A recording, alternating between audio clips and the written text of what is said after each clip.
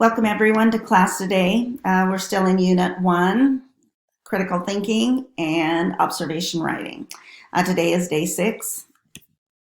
If you jump to the third slide, you can see that we're covering 3 things in class if you're not with us today.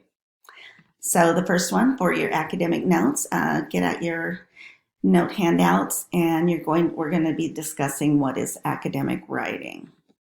Now, the first thing you need to understand is the expectation for academic writing is so much more than just a little bit harder than your previous grades. There's just this massive jump between 12th grade and beginning college writing with expectations.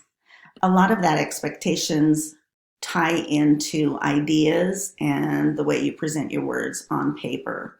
So these are some of the goals across America that are part of the English curriculum for beginning writers on campus. One of the main things to think about with academic writing is there's a lot more critical thinking that's going on before you actually begin writing. For example, what are you trying to accomplish? Who is your intended audience? What are the presentation styles, like formatting style, MLA, APA, for your audience? You want to review the expectations for the assignments a lot more closely and follow the guidelines for requirements and whether or not you need a formal thesis sentence. You also need to follow expectations for the type of research and how much research goes into the type of research that you use for examples into your written paper. And then finally, as you write, you want to maintain for most part, an academic voice supported with clear evidence and develop paragraphs that support your overall argument. To do that, we're going to specifically look at academic voice styles. You'll notice that this chart has 3 columns. The first one, oftentimes in high schools, people write the way they speak. If you look down the first column, you'll see some ways that we speak, like lots of contractions, generalized words, vague pronouns or vague adverbs, good, bad, and lots of be verbs and weak verbs. Whereas in academic writing, all of those speaking style is shifted into something that is more formal. And so what's the difference? Make sure you review this third column. The language is not colloquial. Language is more specific. And again, you do not abbreviate words. Here's another slide that does the same thing. A lot of times when we speak, we have, again, a vague verb with a preposition after it, whereas in academic writing, there's just one strong verb. And so we avoid lots of verbal phrases. Another thing in academic writing, we get rid of, I call them filler words. They are adjectives or adverbs, but they don't say really anything, just like I just used the word really right there. So in our written forms, those words need to go away. And then the final column, if you look at academic writing, vague pronouns like everyone or shift in point of view to you, those are no-nos in academic writing. So with your academic notes, we're actually going to practice.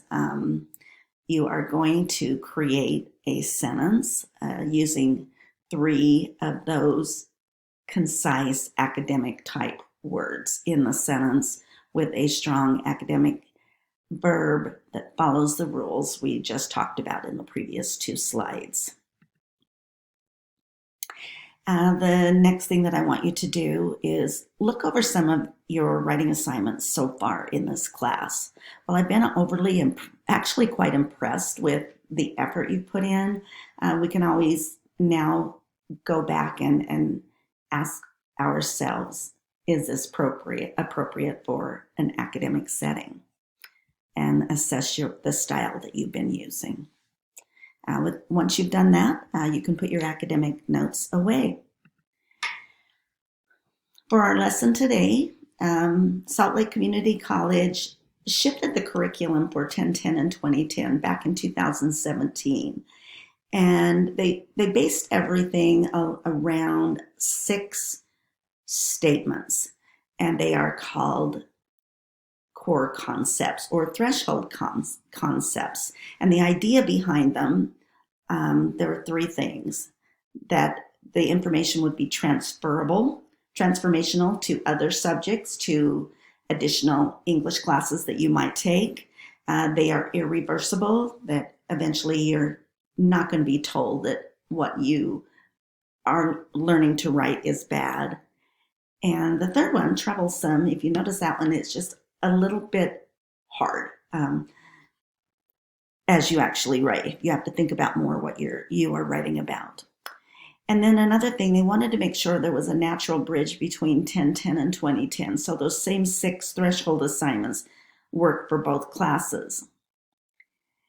And the other thing they wanted to make sure is that as students, you would not have to be in AP language in order to be successful in 1010 or in an honors class, but that you, whatever English class that you had taken before, you'd be able to thrive in this class. So one of the professors on campus wrote a response, and it's quite detailed, but it's very effective. So click on this article and read about these 6 core concepts in more detail, so you get a good foundation of what will be expected in this class.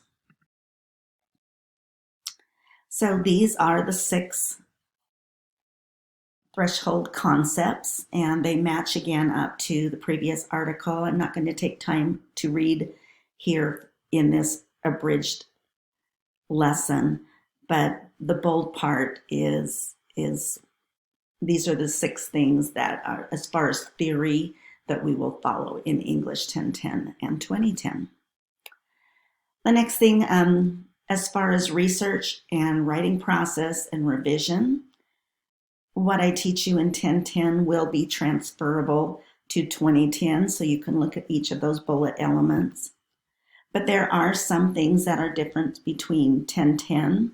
I'm not going to take time to go over 2010 because you can read them yourself, but this semester for 1010, we're going to be talking about the word rhetoric a lot, critical thinking processes, like what we are doing in this unit, composing processes, which is what we'll be discussing today, and how to cite things correctly. So let's move straight into some theory behind writing process.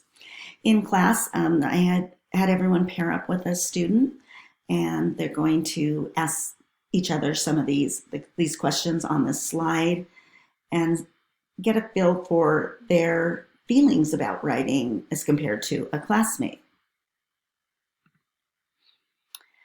This slide is some research that have been done, and it's written in quite a simple way, but it's effective. That's if you are an unskilled writer. These are, if you look in the first column, a lot of the habits of what unskilled writers do. And in the second column is what skilled writers do. There's no way you can master every one of those skilled writers' habits in 4 months, but I would hope that you would start focusing on a few that this semester, as we continue writing and learning more about writing, that you will feel comfortable and be part of your writing DNA by the time you're done with 1010. This next slide is some theory behind writing. It used to be that writing was taught in a linear fashion. Research does not support that. Writing is recursive, which means it bounces around a lot. There is an article that explains that in detail. If you are not with us in class, please stop this video and read the article. Another thing about writing is research says we can improve through fluency, like writing every day. It's one of the reasons I've had you the first few weeks of this class write something between each class period. learn what we can do for various forms of writing, and set a standard of correctness. In one of my classes at BYU, our teacher told us that if we made one mistake in class, we couldn't get an A for the semester. And while it was an impossible task to reach, I probably learned more about writing and about correctness in that class, and was grateful for my B plus that I got, because it made me be conscientiously aware of correctness anytime I write something. This one is an example. It's hard to see the picture. My face is over it, but this is a picture of Barack Obama, and he is going over the fifth draft of a speech that he gave as President of the United States in Selma, Alabama. And it reminds me that, people who are really good at writing, which he was, writing is never quite done, that we can always make things better. So we're going to focus on ways to create better writing habits. And if you look at the slide and then click on the link, you're going to read some testimonials, if you will, from some fellow students about how they develop better writing habits in this academic writing journey in college. There are a few misconceptions about writing. The first one is sometimes people think that they are either born a good writer or not. That is totally false. It comes through hard work. Another misconception about writing is we're never quite done with it. That when we turn something in, it doesn't mean that we have mastered all of everything we should know about writing. We can continually improve it. And finally, the third one is that we have this idea that great writers love writing. No one really loves writing that much. It's hard. Winston Churchill has a great quote with that. Take time to read it on this slide. Another theory or research about writing says and I've talked about this before in class already, that we can learn from some great writers. So we're going to pause for just a minute, and in your packet, I've included 3 passages of writers that I enjoy. Steinbeck, of course, he is an American great writer, wrote during the modern time period. Terry Tempest Williams, she is a Utah writer, and she writes a lot about social issues, a lot of environmental topics. And finally, Tara Westover, I think I've mentioned her already in class. She's the woman who was self-taught, and there's a passage, the prologue to her book, Educated, to keep in mind again. She self-taught herself to write. It's beautifully written. This one of my favorite movies is Freedom Writers and the Power of Our Voice in Writing. There's a passage, a link to part of the movie here that I want you to pause the video and see how writing allows us to uncover ideas that are unorganized, if you will, in our mind, and improve the lives of people around us. Beautiful movie, beautiful excerpt. So your homework assignment for tonight will be to write about writing, but I want you to do it more of a writing assignment that was complicated, hard, and I actually like you to do something before this class. So it doesn't necessarily have to be English. So there's some there's some bullet lists here on this slide that will walk you through it. And then the second thing that I'd like you to do when you come to class next time, bring a copy of writing by someone you really enjoy. We're going to use that as part of our lesson next time. So that's all for our video today, and hopefully this helped you navigate through today's lesson. Thank you.